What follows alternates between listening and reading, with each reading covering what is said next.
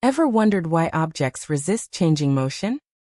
Newton's first law, the law of inertia, explains that an object at rest stays at rest, and a moving object continues moving unless acted on by a force. Imagine a ball rolling across a desk. Nothing stops it until it hits a book. Or picture passengers lurching forward when a bus brakes suddenly, their bodies resisting change. It underpins parked cars staying put and comets coasting through space. It lays the groundwork for every single action and movement.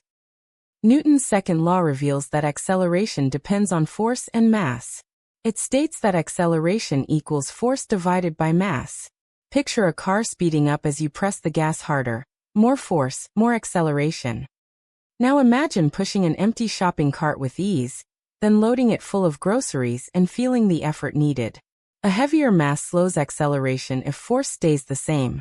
This formula, F equals m times a, helps engineers design rides and rockets safely for us.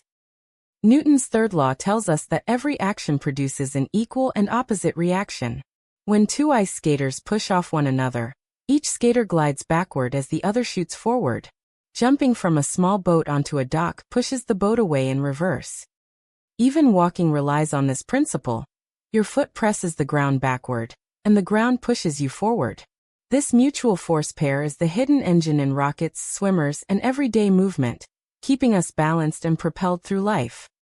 3 simple laws explain all motion around us. Head over now and take the recap quiz.